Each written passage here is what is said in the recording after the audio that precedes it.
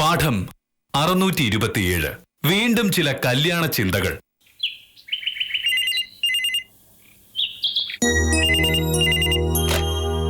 Hello, അതെ സത്യഭാമയാണ്. ആ രജനി, എത്ര നാളായി നീ വിളിച്ചിട്ട്? ഓ, അതൊന്നും പറയണ്ട, നിനക്കെന്നെ വിളിച്ചൂടെ? എന്റെ അവസ്ഥ ഒന്നും പറയാതിരിക്കാൻ നല്ലത്. രാവിലെ 5 മണിക്ക് എഴുന്നേറ്റുണ്ടെങ്കിൽ 9:30 മോഹനേട്ടൻ പോകുന്നവരെ മോഹനേട്ടന്റെ കാര്യങ്ങൾ നോക്കണം. അത് കഴിഞ്ഞ് എനിക്ക് 10 ആകുമ്പോഴേക്കും വക്കീലാഫീസ് എത്തുക വേണ്ടേ? കല്യാണം കഴിഞ്ഞ പെണ്ണുങ്ങളുടെ അവസ്ഥ നിനക്ക് മനസ്സിലാവില്ല മോളെ. അതെയോ? എന്നിട്ട് നീ അത് മുൻപ് സൂചിപ്പിച്ചാണല്ലോ. ഇതുവരെ വീട്ടിൽ പറഞ്ഞില്ലേ? നീ എന്ത് മണ്ടത്തരയായി കാണിക്കുന്നത്? പെൺകുട്ടികളെ കല്യാണ പ്രായമാകുമ്പോ വീട്ടിൽ കല്യാണം ആലോചിക്കും. അതിനെന്താ തെറ്റ്? നീ ഇഷ്ടമാണെങ്കിൽ അതൊന്ന് തുറന്നു പറയണം. പിന്നെ ഈ കാലത്ത് ഒരാളെ പ്രേമിക്കുന്നൊന്നും വലിയ തെറ്റല്ല. നീ വീട്ടിൽ കാര്യം പറ. അയാളെ കല്യാണം കഴിക്കുമെന്ന് തീർത്തൊന്ന് പറഞ്ഞേക്കണം. അതിനെന്താണ്? അച്ഛനും അമ്മയും അല്ലല്ലോ, നീയല്ലേ കല്യാണം കഴിക്കേണ്ടത്. അത് നിന്റെ മാത്രം ഇഷ്ടത്തിനായിരിക്കണം. ആദ്യം നീ വീട്ടിലൊന്ന് സംസാരിക്ക്. എന്തെങ്കിലും പ്രശ്നം ഉണ്ടായാൽ ഞാൻ ഇടപെടാം. നീ ധൈര്യമായിട്ടിരിക്ക്. വീട്ടിൽ സംസാരിച്ചിട്ട് എന്നെ വിളിക്ക്. ആരായിരുന്നു? അതെന്റെ ഒരു കൂട്ടുകാരുടെ അനിയത്തിയാ. കൊള്ളാം. സ്വന്തം കൂട്ടുകാരിയുടെ അനിയത്തിക്ക് കൊടുത്ത ഉപദേശം എനിക്കിഷ്ടപ്പെട്ടു. വീട്ടുകാരെ ധിക്കരിച്ച് തന്നിഷ്ടം പോലെ ഏതെങ്കിലും ഒരുത്തന്റെ കൂടെ പൊയ്ക്കോ എന്ന്. ഞാൻ അങ്ങനെയൊന്നും പറഞ്ഞില്ല. ഒരാളുടെ ഇഷ്ടമുണ്ടെന്നുള്ള കാര്യം വീട്ടിൽ പറയാൻ പറഞ്ഞു. ഒരാളുടെ പ്രേമം തോന്നൽ എന്താ തെറ്റ്? ഒരു തെറ്റുമില്ല. പ്രേമം തോന്നിയ കാര്യം വീട്ടിൽ പറയണം, അത്രേ ഉള്ളൂ കാര്യം. ഭാമേ പോയോ?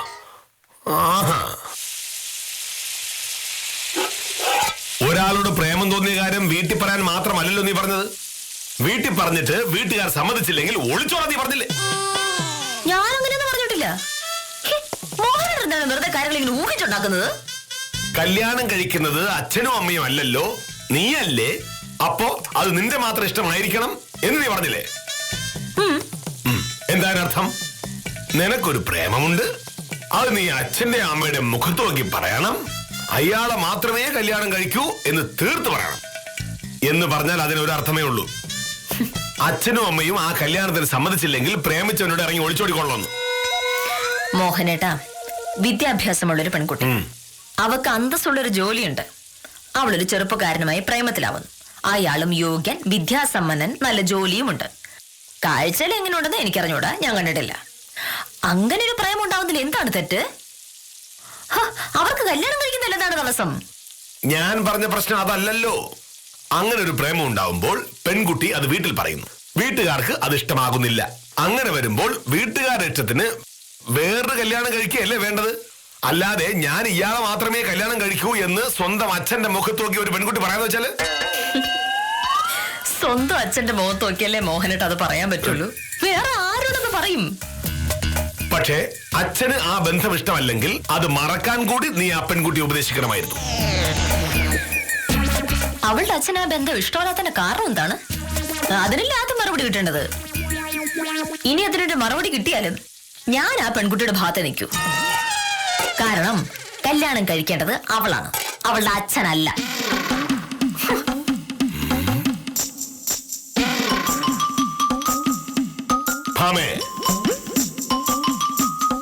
എന്ത് കാര്യം പറഞ്ഞാലും അതിൽ കയറി തർക്കിക്കുക എന്നുള്ളത് നിന്റെ സ്ഥിരം പരിപാടിയാണ്. പക്ഷേ ഇതുപോലുള്ള കാര്യങ്ങൾ തർക്കിക്കുന്നത് കൊണ്ട് എത്ര പേരുടെ ജീവിതമാണ് ഇല്ലാതാകുന്നത് എന്ന് നിനക്കറിയാമോ? അതെനിക്ക് മനസ്സിലായില്ല. പറയാം. നിന്റെയും എന്റെയും കല്യാണം പ്രേമ വിവാഹമായിരുന്നോ? അല്ല. അതായത് നിനക്ക് കല്യാണപ്രായമായപ്പോൾ നിന്റെ അച്ഛനും അമ്മയും കൂടി നിനക്ക് കല്യാണം ആലോചിച്ചു. ഞാൻ വന്ന് നിന്നെ കണ്ടു, വീട്ടുകാർ തീയതി നിശ്ചയിച്ചു, കല്യാണം നടന്നു, ശരിയല്ലേ? അങ്ങനെ വീട്ടുകാർ നിശ്ചയിച്ച പ്രകാരം കല്യാണം കഴിച്ച് സ്വന്തം ഭാവി സുരക്ഷിതമാക്കിയിട്ട് ഇപ്പോ നീ മറ്റുള്ളവരോട് പറയുകയാണ് അച്ഛനെ അമ്മയും ധിക്കരിച്ചോ, തോന്നും പോലെ കല്യാണം കഴിച്ചോ എന്നൊക്കെ. ഇത് മര്യാദയാണോ? മോഹനേട്ടാ, ഞാൻ ആ പെങ്കുച്ചനോട് പറഞ്ഞത് വീട്ടുകാർ നിശ്ചയിക്കുന്ന ഒരു കല്യാണോ സമ്മതിക്കരുത് എന്നല്ല. അവക്കിപ്പോ ഒരാളെ ഇഷ്ടമാണ്. ആ കല്യാണം കഴിക്കാനാണ് അവക്ക് ആഗ്രഹം. ഞാൻ അതുപോലെ ഏതെങ്കിലും ഒരുത്തിനെ പ്രേമിച്ചിരുന്നെങ്കിൽ ഈ വില്ലേജ് ഓഫീസർ എന്നല്ല ജില്ലാ കളക്ടറുടെ കല്യാണാലോചന വന്നാൽ പോലും ഞാൻ സമ്മതിക്കില്ലായിരുന്നു. മോഹനേട്ടാ, നിങ്ങളെ പോലുള്ള ആളുകൾക്ക് ഒരു ധാരണയുണ്ട്, പ്രേമം എന്ന് പറഞ്ഞ എന്തോ വലിയ വൃത്തികേടാണെന്ന്. എന്നാൽ അങ്ങനെയല്ല. മനുഷ്യനുണ്ടായ കാലം മുതൽ ഈ പ്രേമവും അവരുടെ കൂടെയുണ്ട്. ലോക സാഹിത്യത്തിൽ ഇതുവരെ എഴുതപ്പെട്ട മുഴുവൻ പുസ്തകങ്ങളും കൂട്ടിച്ചേർത്ത് വെച്ചാൽ അതിൽ പകുതിയും പ്രേമകഥകളായിരിക്കും. അത്ര ചീത്ത കാര്യമാണ് ഈ പ്രേമമെങ്കിൽ എങ്ങനെയാണ് ഈ കഥകളൊക്കെ ഉണ്ടായത്? കഥകളിൽ എന്ത് വേണമെങ്കിലും എഴുതി വെക്കാം. പക്ഷെ അതുപോലല്ല ജീവിതം. നീ ഫോണിൽ സംസാരിച്ച കുട്ടിക്ക് എത്ര വയസ്സുണ്ട്? 24. വെറും 24 വയസ്സ് മാത്രം പ്രായമുള്ള ഒരു പെൺകുട്ടിക്ക് ജീവിതത്തിലെ പ്രധാനപ്പെട്ട കാര്യങ്ങൾ തീരുമാനിക്കാനുള്ള പക്വത ഉണ്ടാവില്ല. 50 വയസ്സിൽ കൂടുതൽ പ്രായമുള്ള അവളുടെ അച്ഛനും അമ്മയ്ക്കും അവളെക്കാൾ എന്തുമാത്രം ലോകപരിചയം ഉണ്ടാവും. ഞാൻ ഈ പറഞ്ഞ പെൺകുട്ടി ഒരു എഞ്ചിനീയറാണ്. അച്ഛന് 8ാം ക്ലാസ് വിദ്യാഭ്യാസം, അമ്മയ്ക്ക് 4ാം ക്ലാസും. ഈ പെൺകുട്ടിക്ക് ജോലിയുണ്ട്. അച്ഛനും അമ്മയ്ക്കും അങ്ങനെ ജോലിയൊന്നുമില്ല. അപ്പോൾ ഒരു തീരുമാനം എടുക്കാൻ കൂടുതൽ കഴിവ് ആർക്കാവും? വിദ്യാഭ്യാസം മാത്രമല്ലല്ലോ, ലോകപരിചയം വേണ്ടേ? ഒരു കല്യാണം കഴിക്കാൻ എന്തിനാണ് മോഹനേട്ട ഒരുപാട് ഈ ലോകപരിചയമൊക്കെ? മോഹനേട്ടനെ പോലുള്ളവർ കരുതുന്ന പോലെ ലോകത്തിലെ ഏറ്റവും വലിയ കാര്യം ഈ കല്യാണമല്ല. അതിനേക്കാട്ടിലും പ്രധാനപ്പെട്ട ഒരുപാട് കാര്യങ്ങളുണ്ട്. ആ, ഉത്തമന പ്രേമ വിവാഹത്തെ പറ്റി ഉത്തമനോടൊന്ന് ചോദിച്ചു നോക്കാം. അപ്പോഴറിയാം കഥ.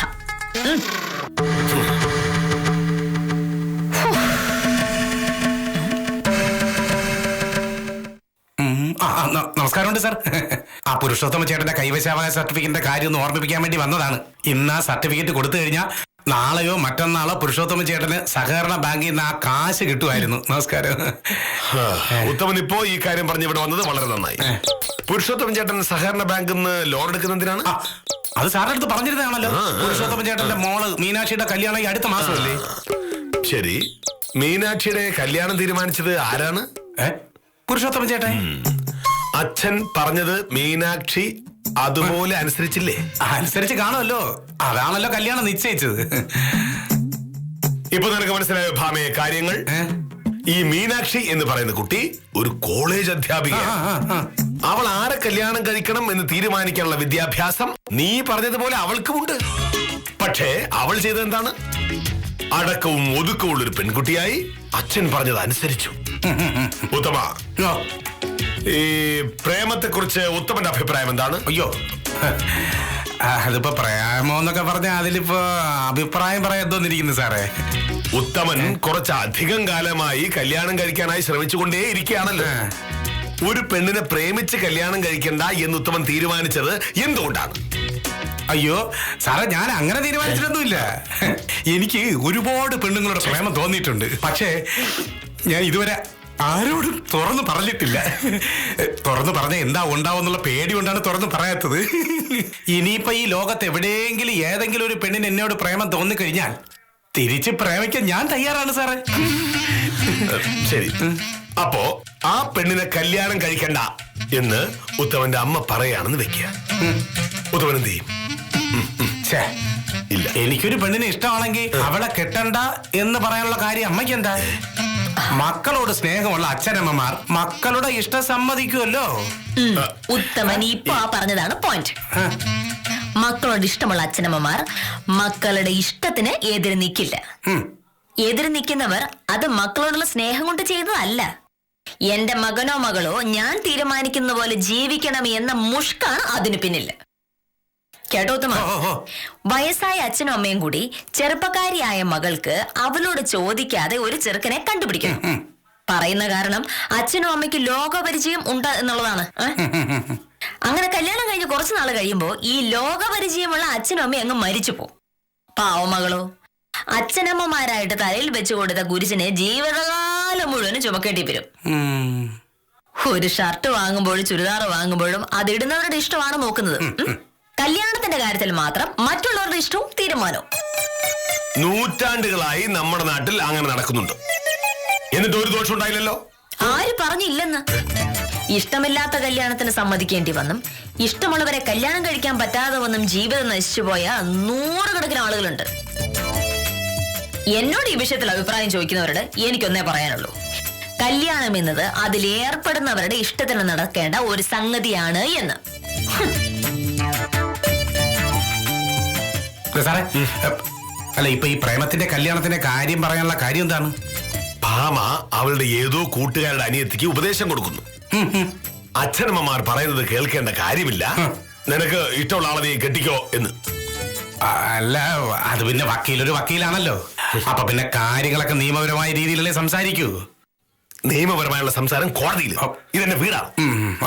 ഇവിടെ ഈ പ്രേമം ഒളിച്ചോട്ടം മണ്ണാങ്കട്ട ഇതൊന്നും നടക്കില്ല. മോഹൻകാരികൾ. കഷ്ടം. 12ാം നൂറ്റാണ്ടിൽ ജനിക്കേണ്ട മനുഷ്യനാണ്. കാലം തെറ്റി വന്ന മഴ പോലെ ഈ കാലത്ത് വന്ന് പെട്ടു. ഇനി ബാക്കിയുള്ളൊരു സഹിക്കുക, അല്ല എന്തോന്ന്. കഷ്ടം. വർഷം 2015 പക്ഷെ ഒരു പെൺകുട്ടി ആരെ കല്യാണം കഴിക്കണമെന്ന് തീരുമാനിക്കാൻ ഇപ്പോഴും അവർക്ക് അവകാശമില്ല. നമ്മുടെയൊക്കെ ആളുകൾക്ക് എന്നാണാവോ ബോധം ഉണ്ടാവുക? കമലാക്ഷി ചേച്ചി കണ്ട സഹിക്കില്ല പ്രഭേ. ഞാൻ കയറി ചെന്നതും അവരെന്നെ കെട്ടിപ്പിടിച്ച് ഒറ്റ കരച്ചില്ല. എന്ത് ചെയ്യണമെന്ന് അറിയാതെ സ്തംഭിച്ച് നിന്നുപോയി ഞാൻ. ആ കൊച്ചു കണ്ടുപിടിച്ച പയ്യന് ഒരു കുറവുമില്ല. അവന് വിദ്യാഭ്യാസമുണ്ട്, നല്ല ജോലിയുണ്ട്, കണ്ടാലും കൊള്ളാം. ഇക്കാലത്ത് അതൊക്കെയല്ലേ നോക്കേണ്ടത്. പക്ഷെ താമരാക്ഷം നോക്കിയപ്പോ ചെറുക്കന്റെ അച്ഛന്റെ ജാതി പ്രശ്നം. കമലാക്ഷി പല പ്രാവശ്യം താമരാക്ഷനോട് പറഞ്ഞതാ മോളുടെ ഇഷ്ടം നടത്തി കൊടുക്കാൻ. അയാള് കേൾക്കണ്ടേ? എന്റെ മോളെ ആര് കല്യാണം കഴിക്കണമെന്ന് ഞാൻ തീരുമാനിക്കും എന്നാ അയാള് പറയുന്നത്. ഇതിനകത്ത് നമുക്ക് വല്ല അഭിപ്രായം പറയാൻ പറ്റുമോ? എന്താണ് വലിയ ചർച്ച?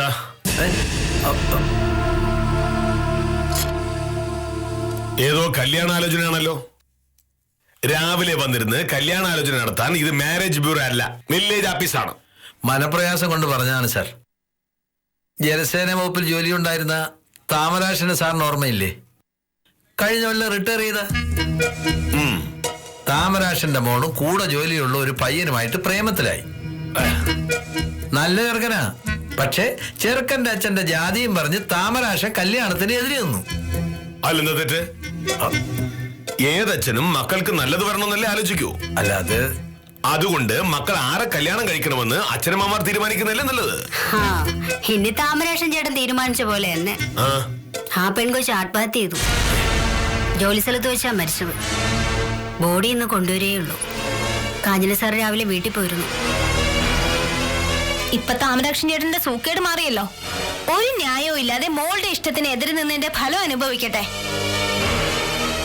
സാറേ, മക്കളോട് സ്നേഹം ഉണ്ടെങ്കിൽ അവരെ നന്നായിട്ട് പഠിപ്പിക്കുക വേണ്ടത്. അവള് നല്ല കുട്ടിയായിരുന്നു, പഠിച്ച് നല്ല ജോലിയും കിട്ടി. അത്രയൊക്കെ ആവാമെങ്കിൽ ആരെ കല്യാണം കഴിക്കണമെന്ന് തീരുമാനിക്കാനുള്ള കഴിവ് ഒക്കെ ഉണ്ടല്ലോ. പക്ഷെ അങ്ങനെയല്ലല്ലോ എന്റെ രീതി. മക്കളെക്കാൾ ജീവിതാനുഭവമുള്ളവരാണ് അച്ഛനമ്മമാർ. അതുകൊണ്ട് കല്യാണം പോലുള്ള കാര്യങ്ങൾ അവർ പറയുന്നത് കേൾക്കുന്നതാണ് നല്ലത്. എന്റെ സാറേ, അത് മതി. സ്റ്റേറ്റ് ബാങ്കിലെ പ്രഭാര സാറിന്റെ കുടുംബത്തിലുണ്ടായത് സാറ് പറഞ്ഞതല്ലേ? പ്രഭാര സാറിന്റെ മോള് നളിനി ഒരു ചെറുപ്പക്കാരനുമായിട്ട് അടുപ്പത്തിലായി. അത് അറിഞ്ഞ പാടെ പ്രഭാര സാറ് നളിനിയുടെ ഇഷ്ടം നോക്കാതെ ഒരുത്തനെ കൊണ്ട് കെട്ടിച്ചു. പറയുമ്പോ വലിയ തറവാട്ടുകാരനാ, ഇഷ്ടം പോലെ കാശുണ്ട്. പക്ഷെ ആ വീട്ടിൽ നളിനി ഇനി അനുഭവിക്കാൻ ഒന്നുമില്ല. ഒടുവിൽ പ്രഭാര സാറ് എന്ന് മോളെ വിളിച്ചോണ്ടിഞ്ഞ് പോകുന്നു. ഇപ്പൊ ഡൈവേഴ്സ് കേസ് നടക്കുക കുടുംബ കോടതിയിൽ. എത്രയൊക്കെ ആലോചിച്ച് കെട്ടിയാലും കല്യാണം എന്നൊക്കെ പറഞ്ഞ എങ്ങനെയാ സാർ? അപ്പൊ പിന്നെ മക്കളുടെ ഇഷ്ടത്തിന് വിടുന്നതല്ലേ നല്ലത്? അതെ, ഇവിടുത്തെ പ്രശ്നം ഇപ്പൊ അല്ലല്ലോ. 10 എനിക്ക് താലൂക്ക് ഓഫീസിൽ പോകണം. കൊണ്ടുപോകാനുള്ള ഫയലൊക്കെ തീർക്ക്. തീർത്തു സാർ. അത് ഇന്നലെ വൈകുന്നേരം തീർത്തതാ.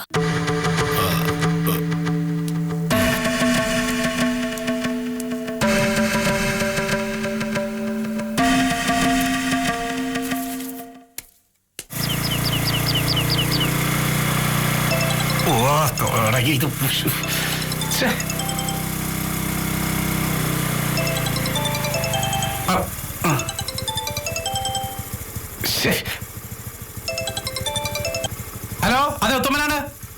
അതെ, ആ ശിവശങ്കര ചേട്ടാ, എന്തൊക്കെയുണ്ട് വിശേഷങ്ങള്? ഒരുപാട് നാളായല്ലോ വിളിച്ചിട്ട്. അതെയോ? അത് ശരി. വില്ലേജ് ഓഫീസിൽ നിന്നാ? അതിനെന്ത്? വില്ലേജ് ഓഫീസർ മോനേഴ് സാറ് നമ്മുടെ സ്വന്തം ആളല്ലേ. ഞാൻ പറയാം.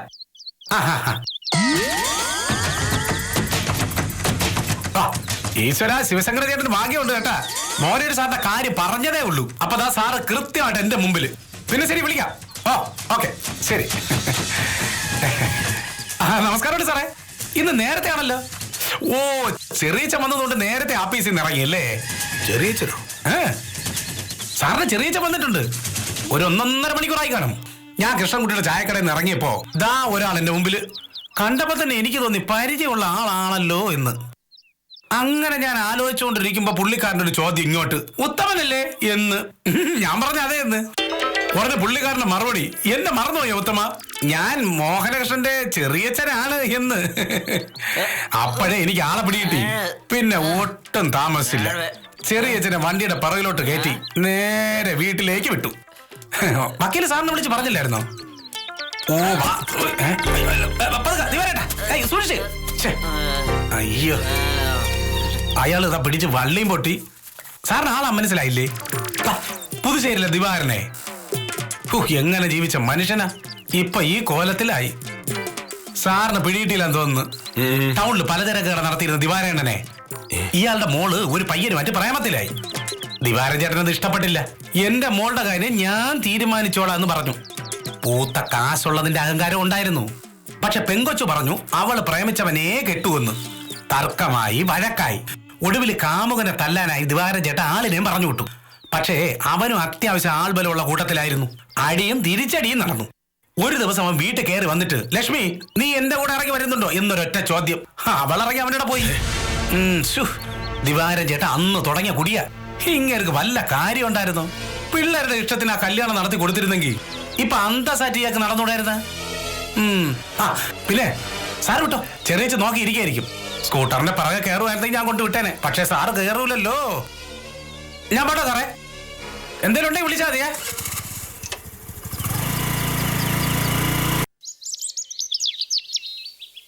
ചെറിയച്ഛന് ഇന്നും പോകേണ്ട കാര്യമില്ലായിരുന്നു. വീട് ചെന്നിട്ട് അത്യാവശ്യമൊന്നുമില്ലല്ലോ. നാളെ രാവിലെ 7 മണിയോടെ ബസ്സിൽ പോകേണ്ട കാര്യം ഉണ്ടായിരുന്നുള്ളൂ. അത് പോരെ മോളെ. വെളുപ്പിന് ഞാൻ അവിടെ ഇല്ലെങ്കിൽ എല്ലാം താറുമാറാവും. 3 പശുക്കളെയാ രാവിലെ കറക്കേണ്ടത്. വിശാലാക്ഷി വിചാരിച്ചാ ഒന്നും നടക്കുകയില്ല. മോഹനേട്ടൻ വരാൻ നേരായി. ഇനി വേറെ എന്തെങ്കിലും തിരക്കുണ്ടെന്ന് അറിഞ്ഞൂടാ. എന്തായാലും ഒന്ന് വിളിച്ച് പറയായിരുന്നു. ആഹാ,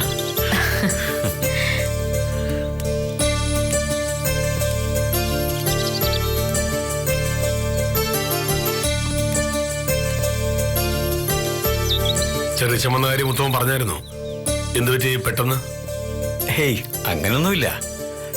നിങ്ങളെ ഒന്ന് കാണണം തോന്നി പുറപ്പെട്ടു. ചെറിയച്ഛൻ പോവാൻ ഇറങ്ങിയതാ. തിരികെ ചെന്നിട്ട് എന്തോ അത്യാവശ്യം ഉണ്ടെന്ന്. അതുകൊള്ളാം, ഇത്ര പെട്ടെന്നോ? പോയിട്ട് കാര്യമുണ്ടടാ. ഞാൻ വന്നത് രജനിയുടെ കാര്യം പറയാനാ. അവൾക്ക് എന്ത് പറ്റി? ഒരു കല്യാണാലോചന. ചെറുക്കൻ എനിക്ക് പരിചയമുള്ള ആളുടെ മോനാ. നല്ല കുടുംബവും. അവന് തരക്കേടില്ലാത്ത കച്ചവടവും ഉണ്ട്. പിന്നെന്താ താമസം? എത്രയും പെട്ടെന്ന് നമുക്ക് നടത്തിക്കളയാം. എന്തെങ്കിലും പ്രശ്നമുണ്ടോ? ഉണ്ട്. എന്ത് പറ്റി? ഈ ആലോചനയുടെ കാര്യം പറഞ്ഞപ്പോഴേ രജനിക്ക് ഇഷ്ടക്കുറവുണ്ടായിരുന്നു. ചെറുക്കൻ +2 വരെ പഠിച്ചിട്ടുള്ളൂ. അത് പറ്റില്ലെന്ന് അവള് പറഞ്ഞു.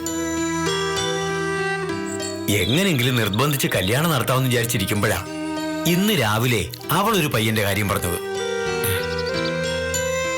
അവളുടെ കൂടെ ജോലി ചെയ്യുന്ന ആളാ. നല്ല വിദ്യാഭ്യാസവും പഠിപ്പും ഒക്കെ ഉണ്ട്. എനിക്കത് കേട്ടപ്പോഴേ ദേഷ്യം വന്നു. അവളുടെ ഇഷ്ടം എന്റെ വീട്ടിൽ നടക്കില്ല എന്ന് തീർത്ത് പറഞ്ഞപ്പോഴാ സത്യഭാമയായി സംസാരിച്ചെന്ന് രജനി പറഞ്ഞത്. ഞാൻ എവളെ വിളിച്ചു. രജനിയുടെ ഇഷ്ടം അതാണെങ്കിൽ എതിര് നിൽക്കുന്ന എന്തിനാന്ന് എവള് ചോദിച്ചു. അന്വേഷിച്ചപ്പോ ചെറുക്കൻ കൊള്ളാം. ഒരു ഫോട്ടോ ഞാൻ കണ്ടു. കാണാൻ തരക്കേടില്ല, കുടുംബവും കൊള്ളാം. എങ്കിൽ പിന്നെ അത് നടത്താമെന്ന് ഞാനും തീരുമാനിച്ചു.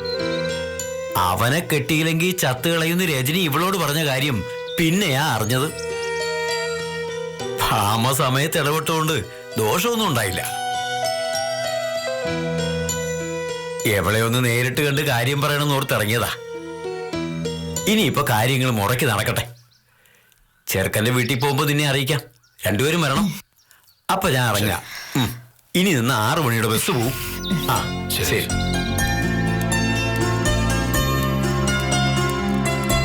രാവിലെ വിളിച്ചത് രജനിയായിരുന്നു. എന്നിട്ട് നീ എന്താ പറയായിരുന്നത്? കൂട്ടുകാരുടെ അനിയത്തിയാന്ന് പറഞ്ഞതിന്റെ പുകില് ഞാൻ കണ്ടു. ഇനിയിപ്പോ മോഹനേട്ടൻ അനിയത്തിയാന്ന് പറഞ്ഞിട്ടുണ്ടെങ്കിൽ ഇവിടെ കൊലപാതകം നടക്കില്ലായിരുന്നു. മോഹനേട്ടാ, ഇത്തരം കാര്യങ്ങൾ നമ്മൾ കുട്ടികളെ വിശ്വാസത്തിലെടുക്കണം. ആലോചിച്ച് കാര്യങ്ങൾ ചെയ്യാൻ അവർക്കറിയാലോ. ചിലരുടെ കാര്യത്തിൽ കണക്ക് തെറ്റിയെന്നും വരാം. വീട്ടുകാരാലോചിച്ച് നടത്തുന്ന കല്യാണത്തിലും അങ്ങനെ വരാറില്ലേ? എന്താ എന്നെ വഴക്ക് പറയാത്തെ? എന്തിന്? ആ പയ്യനെ കല്യാണം കഴിക്കാൻ സമ്മതിച്ചില്ലെങ്കിൽ ചത്ത് കളയുമെന്ന് അവൾ എന്നോട് പറഞ്ഞപ്പോ സത്യം പറയാൻ ഞാൻ പേടിച്ചു പോയി. അങ്ങനെ എന്തെങ്കിലും പറ്റിയിട്ട് പിന്നെ പറഞ്ഞിട്ട് വല്ല കാര്യമുണ്ടോ? നീ ചെയ്തതാ ശരി. കല്യാണം നടത്തുമ്പോ കല്യാണം കഴിക്കുന്നവരുടെ ഇഷ്ടം മാത്രമാണ് നോക്കേണ്ടത്.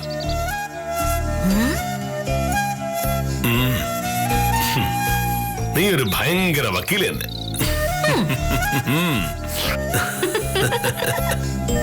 ആരെ എപ്പോൾ കല്യാണം കഴിക്കണം എന്നതൊക്കെ കല്യാണം കഴിക്കുന്നവരുടെ മാത്രം സൗകര്യമാണ് എന്ന് പലവട്ടം പറഞ്ഞതാണ്. മക്കൾക്ക് വേണ്ടി തീരുമാനങ്ങൾ എടുക്കുന്നവരല്ല നല്ല മാതാപിതാക്കൾ, മറിച്ച് തീരുമാനങ്ങൾ എടുക്കാൻ മക്കളെ പഠിപ്പിക്കുന്നവരാണ് എന്ന് മാത്രം പറഞ്ഞ് ഇന്നത്തേക്ക് വിടാം.